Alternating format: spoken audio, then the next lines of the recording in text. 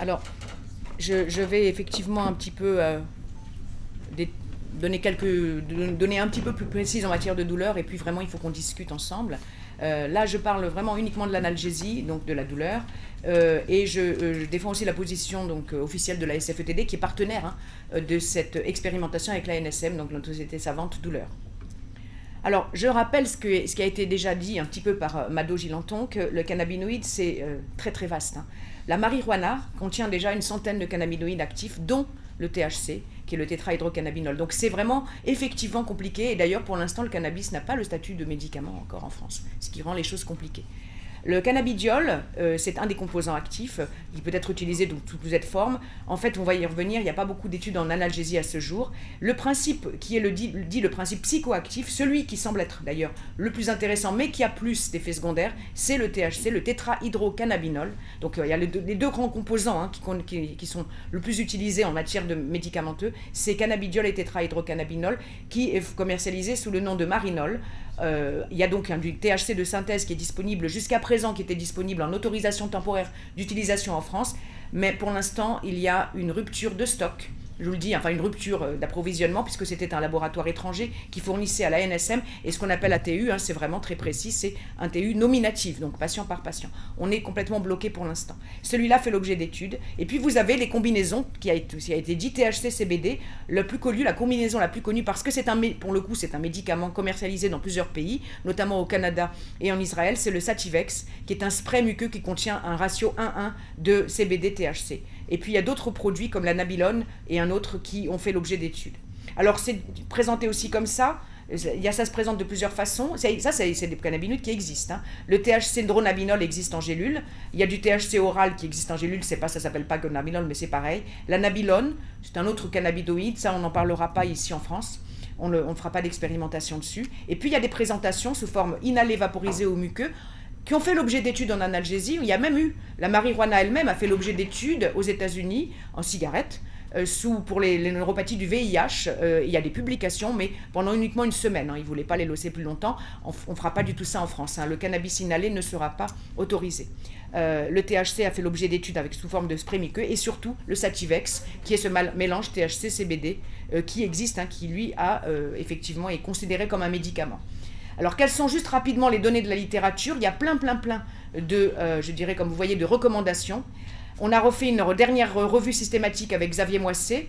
Eh bien, pour l'instant, au jour d'aujourd'hui, on ne peut pas encore conclure sur l'efficacité quand on prend les études. Donc, il faut au moins savoir. Il y a en tout, il y a 11 études publiées sur le cannabis thérapeutique en douleur neuropathique.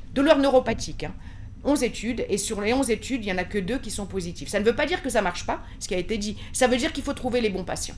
Et ça va être un petit peu aussi l'idée de l'expérimentation. Ça ne veut pas dire que ça ne marche pas, mais voilà, il faut quand même savoir où on en est actuellement. On a beaucoup d'études négatives publiées, y compris avec le Sativex. Alors, en France, pour en revenir à l'expérimentation, l'idée déjà, c'est qu'on a décidé d'un seul type de douleur, un seul, qui seront les douleurs neuropathiques réfractaires. Pas les autres, pas la fibromyalgie, douleurs neuropathiques réfractaires, dont les douleurs centrales, bien sûr, dont les douleurs médulaires. Réfractaires au traitement de première et deuxième intention, pas réfractaires à tout non plus, réfractaires au traitement de première et deuxième intention. Bon, on l'a déjà dit, proposition de prescription, première prescription par les structures de lutte contre la douleur et peut-être certains neurologues, suivi qui pourra être fait en ville. Et à l'échelon national, 50 structures de douleur chronique ont été sélectionnées, il fallait qu'elles aient une certaine expertise. Voilà les structures qui sont uniquement en Île-de-France, c'est pour celles de ceux qui les connaissent. Je parle de l'Île-de-France, mais il y en a 50 sur le territoire national. Il y en a aussi une à La Réunion. Donc une préférence pour les centres, ceux qui avaient quand même une certaine expertise. Et voilà. Et donc ces structures doivent s'engager à suivre au moins 10 patients pendant l'expérimentation. Il faut qu'elles aient la logistique pour ça. Donc on les a sélectionnés. L'expérimentation, pour l'instant, on l'a dit, le choix du laboratoire fournisseur est encore en cours. On va utiliser plusieurs ratios CBD-THC. Il semblerait que ça soit, qu'on s'achemine vers ce que j'ai mis en gras, mais il y a encore, c'est pas encore 100% finalisé. Ça sera des gélules ou comprimés, solutés buvables. Voilà, il y aura plusieurs types de conditionnement. L'objectif pour la douleur quand même, c'est 700 patients suivis pendant 6 mois. Mais comme il faut les suivre pendant 6 mois, ça veut dire qu'on va proposer le cannabis à plus de patients au début, puisqu'il y en a qui vont arrêter si ça ne marche pas ou s'ils ont des effets indésirables. Et on aura une évaluation, vraiment, on fait un registre. Et donc là, notre boulot, ça a été aussi de créer ce registre. Et je vous donne simplement les critères pour que vous voyez, hein, c'est un peu long, hein, mais c'est juste pour que vous voyez que ça se présente comme un protocole de recherche. Donc ce sera des patients qui ont des douleurs neuropathiques, définis avec des critères de douleurs neuropathiques. Ils sont réfractaires au traitement et on a tous les critères de douleurs réfractaires, là, voilà, pour savoir ce que ça veut dire douleur réfractaire. Hein. C'est des gens qui ne répondent pas au traitement de première et deuxième intention. Mais on peut ne pas avoir pris de morphine avant, hein. Ça c'est pas le problème. Première et deuxième intention. Les critères, on a des critères de non-inclusion, on en a parlé. Alors, les gens qui ont déjà consommé du cannabis auront le droit d'être inclus, ça c'est important, sauf s'ils sont en addiction au moment de l'inclusion. S'ils le consomment à visée récréative trop souvent, ça pose un problème. Mais ceux qui en ont consommé avant, pour des raisons non récréatives ou même avant, mais qui n'ont pas de risque d'abus, pourront participer bien sûr. Ça c'est important quand même. Voilà ce qu'on va pouvoir recueillir, hein, dans le registre, beaucoup de choses. Hein. Donc ça sera un peu comme un protocole de recherche. Hein. Il y aura quand même des patients devront remplir quelques questionnaires quand même. Hein. On ne pourra pas simplement administrer le produit, il y aura quand même des éléments d'information. Voilà, nous on va recueillir ça. Il y aura des questionnaires, bon je passe là le détail, hein, voilà, qui seront à remplir par les patients, un peu comme une petite recherche qui donne des indications sur la douleur, la qualité de vie, c'est quand même important. Donc certains questionnaires à remplir par le patient.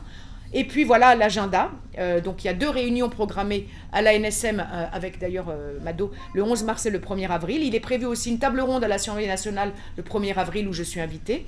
La mise en place de l'expérimentation, donc on l'a dit, c'est septembre. Et puis on va avoir aussi des événements congrès. Donc je participe à une controverse avec les Israéliens parce qu'ils ont une grosse longueur d'avance sur nous. Les Israéliens et les Canadiens ont une grosse longueur d'avance sur nous. Et également à Lille, en novembre prochain, il y aura le congrès français de la douleur avec aussi un symposium sur le cannabis avec Nicolas Autier dont on vient de parler, Pierre Beaulieu qui est un spécialiste du cannabis au Canada qui va venir et justement toujours Elon Eisenberg qui est prof de neuro et qui est doyen de la faculté de Haïfa en Israël. Donc voilà un petit peu pour dresser le panorama de ce qui va se faire. Et je pense que là, je voudrais qu'on puisse échanger maintenant. Je pense que Mado va peut-être venir avec moi pour qu'on puisse échanger avec vous. Hein.